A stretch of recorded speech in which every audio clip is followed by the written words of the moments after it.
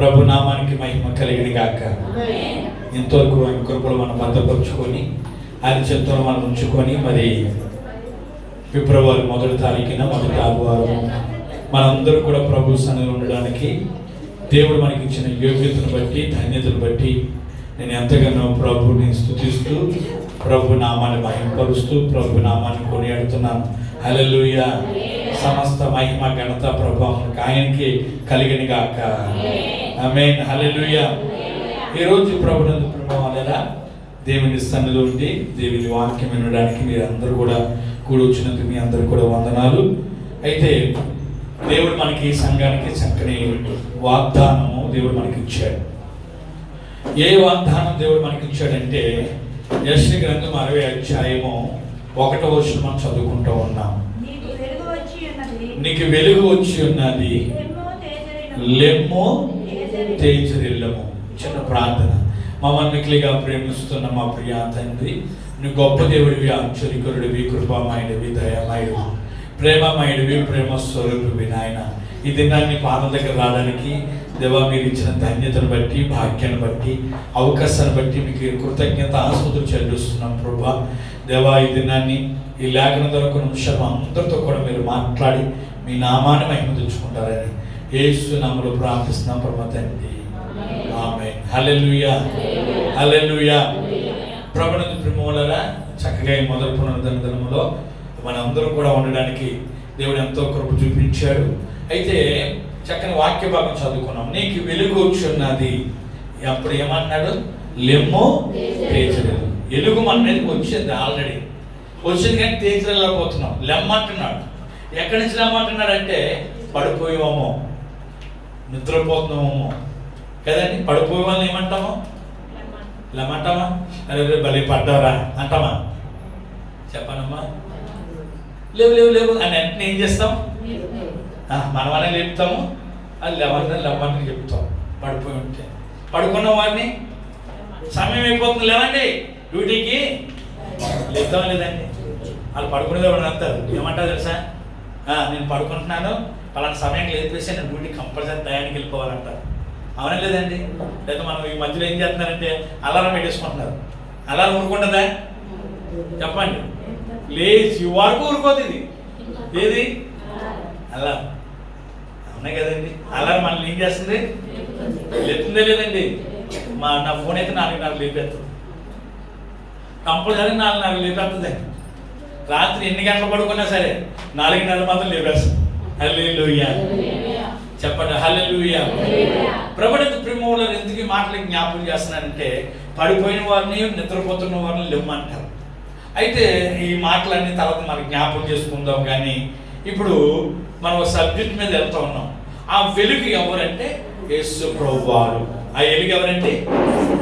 అవునే కదా? చెప్పండి. నేను లోకమునకు వెలుగైమన్నాను. ఆ యేసు ప్రభువారు అంటున్న మాట చదువుకొని మనం ముందుకు వెళ్దాం. యోహాను సువార్త 1:9 చదవండి. 1:9 చదవండి. 1:9 యోహాను సువార్త 1:9లో ఒక అద్భుతమైన మాట ఉన్నదండి. యేసు ప్రభువారు అంటున్న మాట. అమ్మ 1:9 చదువుతున్నారా? నిజమైన వెలుగు లోకములో ఉండేను, ప్రతి మనుషుల్ని వెలిగించింది. హల్లెలూయా. నిజమైన వెలుగు లోకములో ఉన్నది.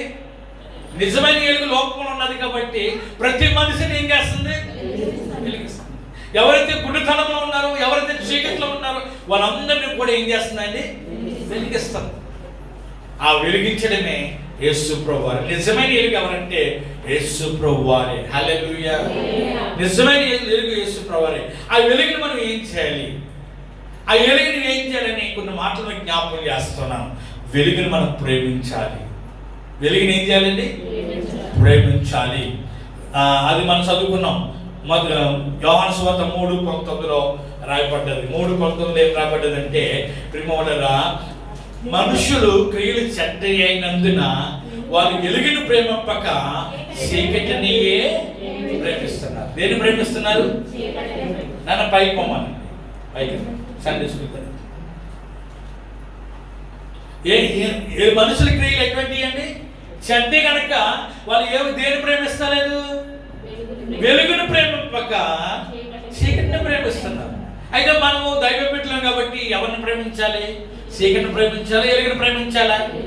మన క్రియలు మంచి, హల్లెలూయా, మన క్రియలు మంచిగా చెడ్డ అండి. ఎప్పుడైతే చెడ్డ క్రియల నుంచి మంచి క్రియలోకి వచ్చేసాం, ఇంతకుముందు మన చెడ్డవారమే, కానీ దేవుడు మనల్ని ఎన్నుకొని ఏర్పాటు చేసుకొని ఆ చీకటిలోంచి మనల్ని వెలుగులోకి తీసుకొచ్చాడు. వెలుగులో ఉన్న వారు అందరూ కూడా మంచి పనులు చేస్తారు, కానీ చెడ్డ పనులు చేయరు. అందుకే మనుషులు చెడ్డ పనులు చేస్తారు కాబట్టి చెడ్డదాన్ని ప్రేమిస్తారు కనుక, కాబట్టి చీకటిని వాళ్ళు ఏం చేస్తారు? ప్రేమించారు, వెలుగుని ప్రేమించారండి. కానీ నీవు నేను కూడా వెలుగుని ప్రేమించే వారికి ఉండాలి. రెండో మాట, ప్రేమ వలన వెలుగు యందు శ్వాస ఉంచేవారికి ఉండాలి. రెండో మాట, ఎవరి యందు శ్వాస ఉంచాలండి? వెలుగు యందు. యోహాను సువార్త 12:36-46 కనపడుతుంది. ఏమి రాయబడ్డదంటే వెలుగు యందు మనము శ్వాసం ఉంచాలి. మూడో మాట, ప్రేమ వలన మూడో మాట మనం చదువుకున్నాం, ఇంతకుముందు జ్ఞాపకం చేశాను, మరొకసారి జ్ఞాపకం చేస్తున్నాను. యోహాను సువార్త 8:12 యేసుని వెంబడించాలి. ఏం చేయాలంటే మనము 8:12 చదువుకున్నాం కదా, చదువుతారు ఒకసారి ఎవరన్నా?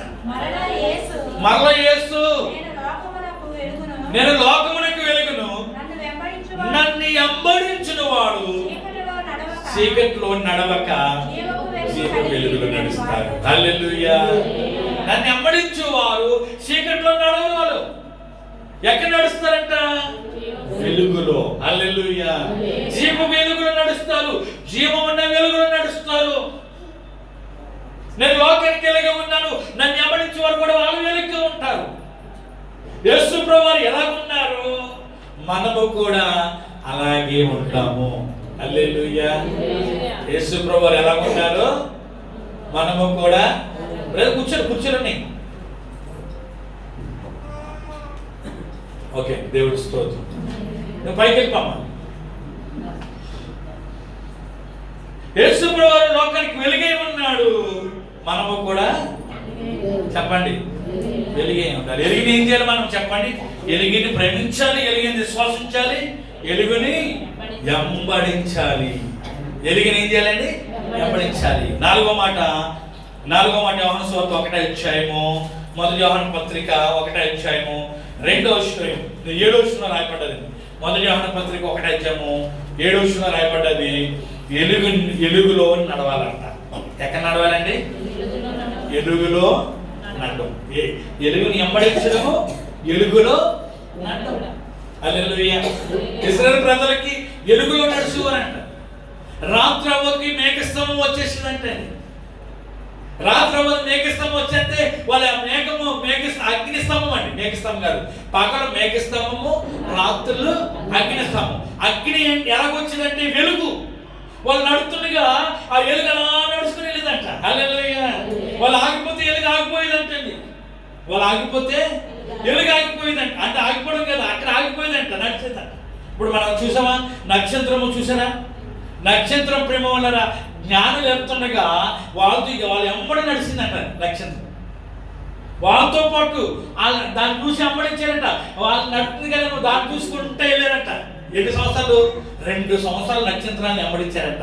హల్లెలూయా. ఎన్ని సంవత్సరాలు అంటే 2 సంవత్సరాలు. ఆ నక్షత్రము అంటే ఆ ఎలుగుని వెంబడించారు జ్ఞానులు. తూర్పు దేశం నుంచి ఆ బెత్లెహేము రావడానికి 2 సంవత్సరాలు పట్టిందంట. వీళ్ళు ఒంటరిగా ఉన్నారు, అది అలాగే చూపించుకుంటూ వెళ్తా ఉన్నారు. హల్లెలూయా. ఆ వెలుగు అలా చూపించుకున్నారు. ఆ వెలుగును చూస్తేనే, ఆ వెలుగులో నడుస్తూనే ఉన్నారు వాళ్ళు. ఈరోజు మనం వెలుగులో నడడం అంటే యేసులో ఉండడం అని అర్థం. యేసులో నడడం అన్నమాట. యేసే అడుగులో అడిగాడు వేయడం అన్నమాట అర్థం. ప్రేమేంద్ర పిల్లలు, ఈ రోజుల్లో ఎలుగులో నడుస్తూ వారు తక్కువైపోయారండి. యేసుని వెంబడిస్తున్నాను కానీ ఎలుగులో నడుస్తలేదు. ఎలుగనగా వాక్యానుసారంగా మనం జీవించాలి. హల్లెలూయా. యేసు ప్రభు ఎలుగు ఉన్నాడు, యేసు ప్రభు వాక్యం ఉన్నాడు కాబట్టి వాక్యానుసారంగా జీవించడమే ఎలుగులో నడము. హల్లెలూయా. ఎలుగులో నడము. నడుస్తున్నామా ప్రేమవలరా? ఎలుగులో నడవబోతున్నాము. అయితే నడవాలి. ఈ రోజు నుంచి దేవుడు ఎలుగులో నడవాలని దేవుడు నిన్ను మరలేపుతా ఉన్నాడు. హల్లెలూయా. ఎలుగు అనగా మంచి ఆశీర్వాదం ప్రేమవలరా. నేను చెప్తా ఉన్నాను, ఎలుగు రాగానే చీకటి దూరం అయిపోద్ది, ఎలుగు రాగానే భయము దూరం అయిపోద్ది, ఎలుగు రాగానే ఆనందం కలుగుతుంది మనిషి. అవునా కదండి? భయముతో గొడుగుతో ఉన్న వ్యక్తికి వెలిగి రాగానే ప్రేమ వల్ల ఎంత సంతోషం అవుతుందో. చీకటి ఉండదు అక్కడ. వానికి చీకటి ఎప్పుడైతే పారిపోయిందో ప్రేమ వల్ల ఏమవుతుంది? ఆయనకి ధైర్యం, ఆనందం. ఆ ఆనందం నీకు కావాలా? ఆ వెలుగు నీకు కావాలంటే వెలుగుని ప్రేమించాలి, వెలుగుని శ్వాస ఉంచాలి, వెలుగుని వెంబడించాలి, వెలుగులో నడవాలి. హల్లెలూయా. వెలుగులో ఏం చేయాలండి? నడవాలి. ఒక్కసారి ఆ మాట చదివేసి నేను 5వ మాటకి వెళ్తాను. ఎఫెసీ పత్రిక 5:10 చదవండి ఒకసారి. ఎక్కడ ఎఫెసీ పత్రిక 5 వెలుగులో ఎలా నడవాలో 5:10 చదవండి. ఎఫెసీ పత్రిక 5:10. కనుక ప్రభుకి ఏది ప్రీతికరమైనదో దాన్ని పరీక్షించొచ్చు, ఎలుగు సంబంధుల వలె నడుచుకొనుడి. హల్లెలూయా. ప్రభుకి ప్రీతికరమైనది ఏదో తెలుసుకుని. అసలు ప్రభుకి ప్రీతికరమైనది ఏంటి కదండి? అవునగా చెప్పండి. ప్రభుకి ప్రీతికరమైనది ఇప్పుడు ఉన్నారు, ఇక్కడే ఉన్నారు. హలో హలో ఉన్నారా? మన ఇంతకుముందు అందరూ కదా ప్రభుని ఎరగినప్పుడు వినాయకుడికి ఏమి ఇష్టం అంట? ఎల్లకాయ. అవును కదండి? ఎల్లకాయ లడ్డా? చెప్పండమ్మా. ఏంటి అర్థం కదా? పురుగులు పూలా పునుగులు పునుగులు. హల్లెలూయా. చెప్పండి ఒకసారి. హల్లెలూయా. వాళ్ళకి ప్రీతికార్యం చేసాం అంతకుముందు కదా? చేసామా లేదండి? విగ్రహారాధన చేసినప్పుడు వాళ్ళకి ఏమేమి ఇష్టమైనయో వాడికి ఇచ్చేసేవాళ్ళు. మా ఊర్లో ఒక ఆమె, మా ఊర్లో ప్రియమైన జన్మిళ్ళారా, ఒక దేవత ఒక మనిషి వాలేసేది. వాలేసేసి ఇగో ఇంట్లో నిన్ను కోరుతా ఉన్నాడు, నీకు ఆయనకి ఇష్టమైంది ఇమ్మంటున్నాడు, నల్ల కోడి ఇమ్మంటున్నాడు, నల్ల పెట్టే కోడిలో మన పెట్టని చెప్పేదాన్ని. ఇప్పుడే తాగేసి వాళ్ళు. తర్వాత అర్థమైంది ప్రేమ వాళ్ళరా, అమ్మో ఈ దేవత సత్యమ్మ నౌకరమ్మ ఏం చేసిందంట? ఇది కోరిందని, ఇష్టమైందని ఏం చేసేవారంట? చేసేవారంట మా అమ్మ నాన్నవారు. హల్లెలూయా. అయితే మరి ప్రభుకు ప్రీతికరమైనది ఏంటంటే ఎలుగు సంబంధాలుగా ఉండడమే ప్రభుకు ప్రీతికరమైనది. హల్లెలూయా. ప్రభుకి ఇష్టమైనది ఏంటంటే ఎలుగులో నడమే, ఎలుగులో జీవించడమే ప్రభుకి ఇష్టమైంది. ఏమి ఇవ్వగలుగుతాం చెప్పండి? ప్రభుకి ఏమైనా ఇవ్వగలుగుతామా? చెప్పండమ్మా. వేలాది నదులంత విస్తార తైలం నీకిచ్చిన చాలునా. వేలాది నదులంత విస్తార తైలం నీకిచ్చిన చాలునా. గర్భఫలమైన నా ఇష్టపు పట్రా నీకిచ్చిన చాలునా. గర్భఫలమైన నా ఇష్టపుత్రుని నీకిచ్చిన చాలునా. నీవు చేసిన ఉపకారములకు నేనేమి అందరం కలిసి పడదాం. నీవు చేసిన ఉపకారములకు నేనేమి చెల్లింతును. హల్లెలూయా. వేలాది నదులంత విస్తారమైన నీళ్ళు కదండి, తైలము నూనె ఇచ్చిన ఆయన సరిపోదు. ఆయనకి ప్రీతికరమైనది ఏంటంటే పరీక్షించి తెలుసుకోవాలంట. పరీక్షించి తెలుసుకోవాలి. తెలుసుకొని ఏం చేయమంటున్నాడు? ఎలుగు సంబంధులతో నడుచుకోండి. వెలుగు సంబంధులు ఎలా నడుచుకుంటున్నారో మనము కూడా అలా నడుచుకోవాలంట. హల్లెలూయా. అలా నడుచుకున్నప్పుడు ప్రియమైన దేవుడు ఏమంటాడు?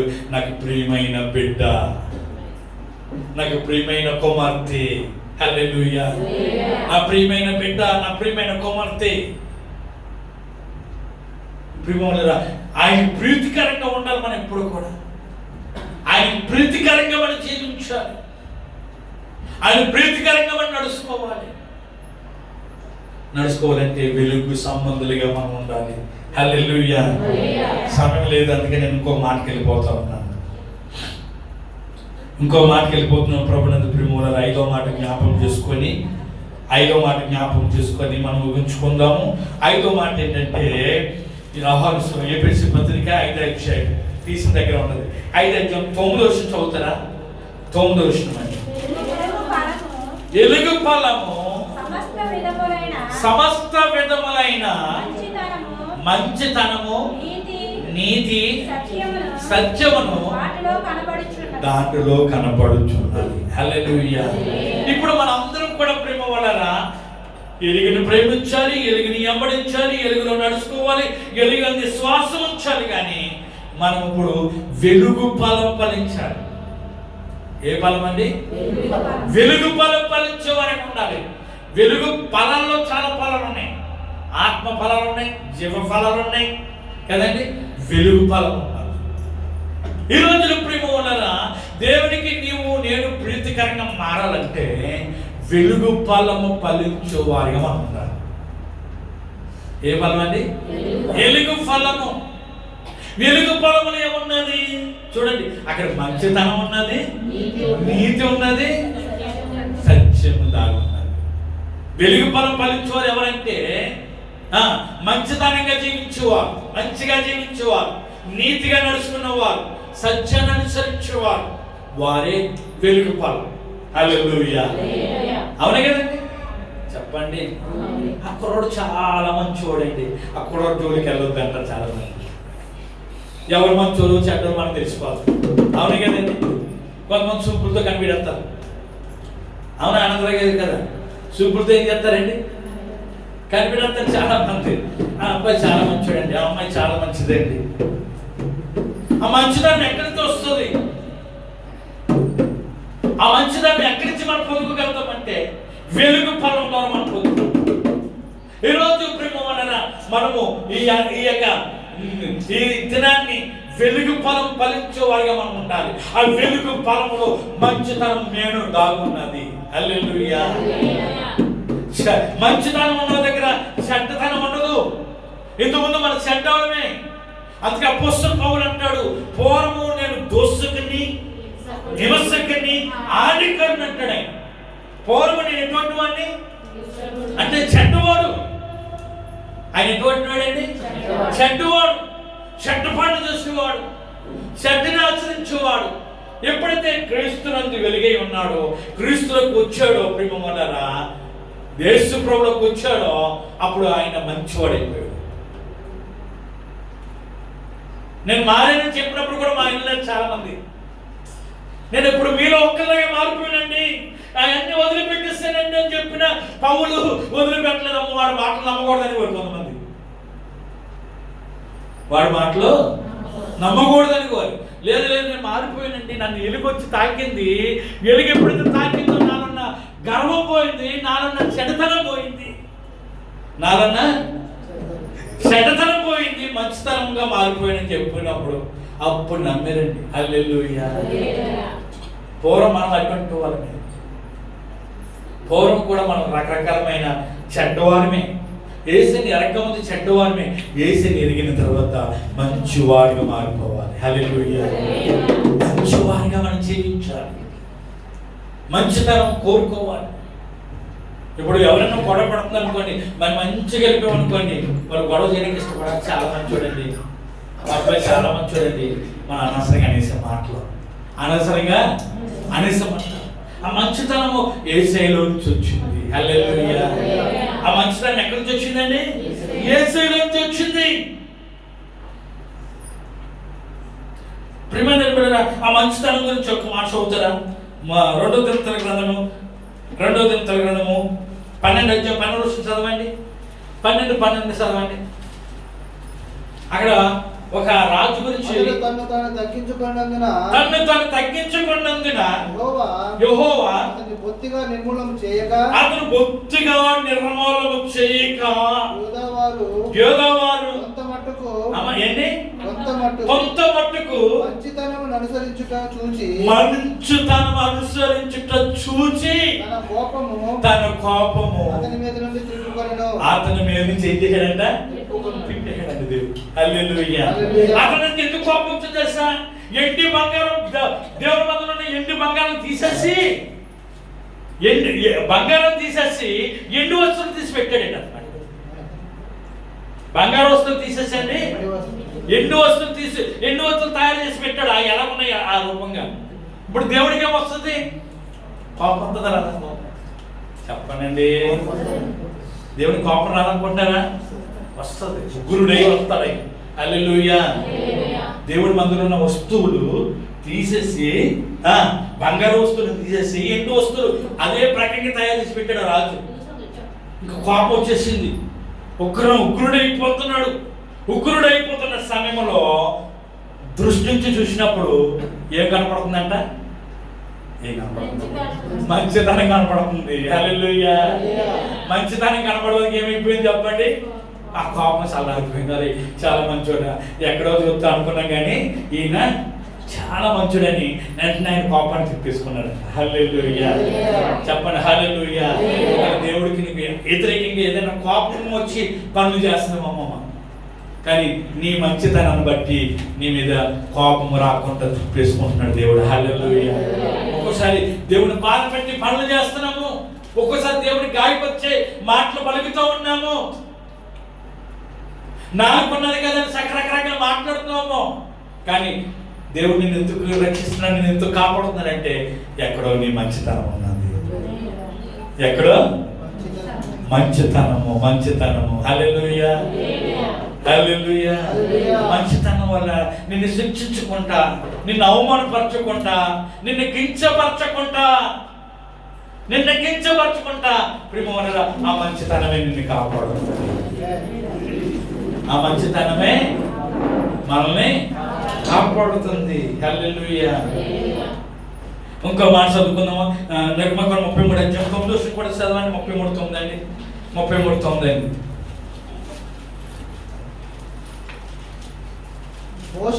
మోషే గుడారములోకి పోయినప్పుడు మేఘస్తంభము దిగి ఆ గుడారపు ద్వారమందు నిలవగా యెహోవా మోషేతో మాట్లాడుచుండెను.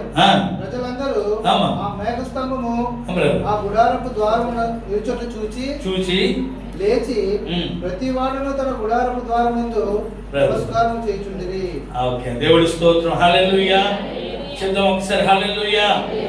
నేను రిపీట్ తప్పు చెప్పాను. నాకు పక్కన 33వ అధ్యాయము వచనం చెప్తాను. ఒక నిమిషం.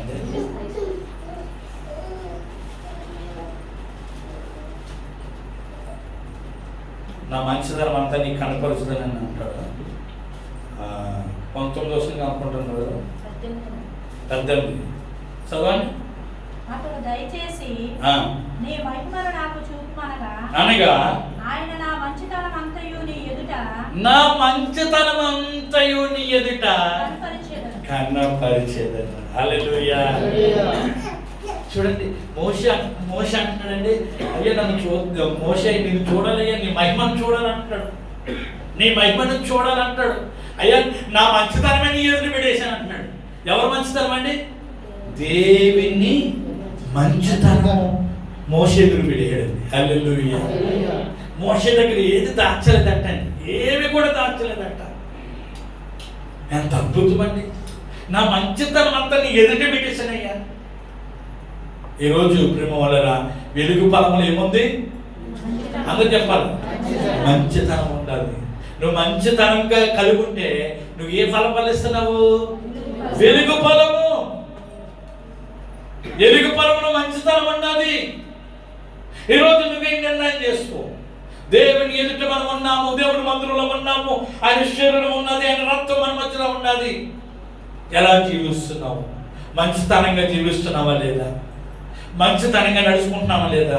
రెండోది ఏమున్నదంటే నీతి ఉన్నది. ఏమున్నదండి? నీతి. నీతి అనేది చాలా ప్రాముఖ్యత ప్రేమ ఉన్నది. మనుషుల నీతి కాదు, మనుషుల నీతి దేవుడికి మురుగు గుడ్డ లాంటిది. ఏ నీతి కావాలంటే దేవుని నీతి. మన ఏ నీతి అండి? దేవుని నీతి. నీతిలో ఉన్నామా? ఎన్ని కష్టాలు వచ్చినా, బాధలు వచ్చినా, ఇబ్బందులు వచ్చినా మన నీతిని వదులుకోవడం. చాలా మంది నీతిని పక్కన పెట్టేస్తారు ప్రేమ వాళ్ళని, నీతిని వదిలిపెడేస్తారు చాలా మంది. పరిస్థితులు రాబోతుకి మన నీతిని పక్కన పెట్టేస్తాం. దేవుడు నిన్ను నీతిమంతుడిగా ఆయన రక్తం ఇచ్చి, అమూల్యమైన రక్తం ఇచ్చి, నిష్కలంకమైన రక్తం ఇచ్చి, పరిశుద్ధమైన రక్తం ఇచ్చి, గొర్రెపిల్ల వంటి రక్తం ఇచ్చి నేను నీతిమంతుడిగా సిద్ధపరిచాడు దేవుడు. హల్లెలూయా. నీతిమంతురాలిగా సిద్ధపరిచాడు. కొన్ని పరిస్థితులు రావద్దు, మన నీతిని పక్కన పెట్టేస్తాం. ఒకసారి ఏపుకి ఎన్ని పరిస్థితులు వచ్చినా ఆయన నీతిని వదిలిపెట్టలేదంట. ఏమంటున్నాడు తెలుసా అండి? నా నీతి నడువక నేను గట్టిగా పట్టుకున్నాను. హల్లెలూయా. అన్ని వదిలిపెట్టేశాడు, అన్ని విడిచిపెట్టాడు, కానీ ఏమి విడిచిపెట్టలేదు? ఆ నీతి అతను బ్రతికించడం వల్ల ఆ నీతి ఆయన రుణంతలుగా ఆస్వాదించిందండి. అవునే కదండి? ఆ నీతే ఏం చేసింది? రెండంతలు ఆశీర్వాదం చేసింది. మనమే ఏం చేస్తున్నామంటే చిన్న పరిస్థితి రావద్దు కానీ నీతిని వదిలిపెట్టి వస్తున్నాం, చిన్న కష్టం రావద్దు కానీ నీతిని వదిలిపెట్టి వస్తున్నాం, నీతిని ప్రక్కన పెడస్తున్నాం. నీతి చాలా అమూల్యమైనది. దేనికంటే అమూల్యమైనది? వజ్రము కంటే. హల్లెలూయా. మనకి వజ్రాలు అమూల్యమైన కాదు, కానీ వజ్రము కంటే నీతి చాలా అమూల్యమైనది. కాబట్టి నీతిని వదిలిపెట్టకూడదు. మూడోది సత్యం. హల్లెలూయా. ఏమన్నదండి? ఎలుగు పొలంలో ఏమన్నది? సత్యం ఉన్నది. సత్యాన్ని అనుసరించడం. సత్యం ఏమిటంటే యేసు ప్రభువే సత్యం. అవును కదండి? యేసు ప్రభువే సత్యము. ఎందుకు పుట్టాడంటే సత్యం గురించి సాక్ష్యం ఇవ్వడానికి వచ్చాడు. ఆయన ఒక మాట అంటాడు, నేనే మార్గమును, నేనే సత్యము. హల్లెలూయా. నేనే సత్యం అని అంటాడు. ఎందుకు? నువ్వు ఎవరివయ్యా? ఎందుకంటే నేను ఈ సత్యం గురించి సాక్ష్యం ఇవ్వడానికే పుడితిని. ఈరోజు సత్యం ఎలా ఉన్నది? సత్యం అంటే నేను నిజమే చెప్తానండి, సత్యమే చెప్తానండి. అవునే కదా అంటాం. ఒక్కోసారి మాకు నోటి అంటే ఏమవుతుంది చెప్పండి? సత్యం ఉన్నదా? నష్టం కలిగినాను సత్యమే మాట్లాడాలి. నష్టం కలిగినాను సత్యమే మాట్లాడాలి. అబద్ధం రాకూడదు. హల్లెలూయా. అబద్ధం రాకూడదు. అబద్ధం ఆడేవారంట నరకానికి పాత్రలు అయిపోతారంటే. కాబట్టి మన అందరం కూడా సత్యాన్ని అనుసరించాలి. సత్యాన్ని అనుసరించడం అంటే యేసు ప్రియమైన దేవులారా, యేసుని అనుసరిస్తున్నామంట అర్థం. యోహాను సువార్తలో పత్రిక ఒకసారి యోహాను పత్రిక 3 యోహాను పత్రిక 2 యోహాను పత్రిక 2-3 చదవండి. ప్రియుడా, అమ్మా 2 యోహాను పత్రిక 2 యోహాను పత్రిక 2వ 3 యోహాను ప్రియుడా, నీ ఆత్మ వర్ధలుచున్న ప్రకారమును నీవు అన్ని విషయములను వర్ధలుచు సౌఖ్యంగా ఉండవలనని ప్రార్థించుచున్నాను. ఏం చేస్తున్నాడంట? సత్యమును అనుసరించి నడుచుకొనుచున్నావు కనుక సహోదరులు వచ్చి నీ సత్య ప్రవర్తన గురించి సాక్ష్యము చెప్పగా విని బహుగా హల్లెలూయా బహుగా సంతోషిస్తున్నాడంట. దేని బట్టి? నీ సత్యం గురించి, సత్యాన్ని అనుసరించి నడుచుకున్నావయ్యా. సత్యాన్ని అనుసరించి సత్యం గురించి, ఆయన గురించి సాక్ష్యం చెప్తున్నారు. ఎవరు చెప్తారు? ఆయన చెప్పుకుంటలేదు. కొంతమంది వాళ్ళే డబ్బు కొట్టుకుంటారు, వాళ్ళే డబ్బు కొట్టుకుంటారు, కానీ పక్కవాళ్ళు చెప్పాలి. హల్లెలూయా. సహోదరులు చెప్పాలి. మనం నడుతున్న నడక ప్రవర్తన బట్టి సహోదరులు చూసి ప్రేమవలన సత్య ప్రవర్తన గురించి చెప్పాలి. ఇక్కడ గాలి గురించి అదే మాట చెప్తున్నారు. నీ సత్యం గురించి, నువ్వు సత్యాన్ని అనుసరించి నడుచుకోవడం చూసి మేము బహుగా మేము సంతోషిస్తున్నామయ్యా. ఈరోజు నీతి ఫలం ప్రేమ ఎలుగు ఫలంలో ఏమున్నదంటే చెప్తారా? ఎలుగు ఫలంలో ఏమున్నదండి? మంచితనం ఉన్నది, నీతి ఉన్నది, సత్యం ఉన్నది. హల్లెలూయా. సత్యం ఉన్నది. అంటే మన అందరం కూడా ప్రేమ వెలుగు ఫలం అనుభవించేవారిగా మనం ఉండాలి. ఎలుగు ఫలముగా మనం ఉండాలి. ప్రేమ ఉన్నారా? ఈరోజు దేవుడికి ప్రీతికరంగా మనం జీవించాలంటే, ప్రీతికరంగా జీవించాలంటే మంచితనం కలిగి ఉండాలి, నీతి కలిగి ఉండాలి, సత్యాన్ని అనుసరించి ముందుకు సాగాలి.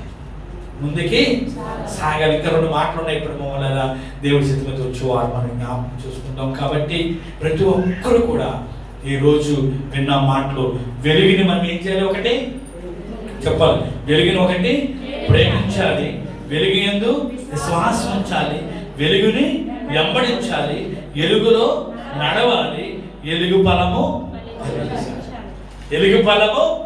ఫలించాలి. ఎలుగు ఫలము ఎలుగు ఫలములు ఏమున్నాయి? మంచితనం ఉన్నది, నీతి ఉన్నది, సత్యం ఉన్నది. హల్లెలూయా. మంచితనంగా జీవిద్దాం, నీతిగా బ్రతుకుతాం, సత్యాన్ని అనుసరించి సత్యం గురించి సాక్ష్యం ఇచ్చేవారిగా మనం ఉందాం. హల్లెలూయా. యేసు ప్రభువు సత్యం గురించి సాక్ష్యం ఇచ్చాడు. సత్యమే చెప్పాడు. ఆయన సత్యమే చెప్పాడు. కాబట్టి నేను కూడా సత్యమే చెప్తాం. ఎప్పుడు కూడా ఏం చెప్తామండి? సత్యమే మాట్లాడదాం, సత్యమే చెప్తాము. దేవుడి మాటలు దీవించి ఆశీర్వదించిన గాక. అందరూ కూడా తల ఉంచినట్లయితే చిన్న ప్రార్థన చేసుకొని మన మధ్యలో ఆయన శరీరము రక్తము కూడా మనకు మధ్య ఉన్నది కాబట్టి ప్రతి ఒక్కరు తలలోంచి ఈరోజు ఉన్న వాక్యాన్ని జ్ఞాపకం చేసుకుంటామా? ఈరోజు నీకు ఎలుగులో నడుస్తున్నామా?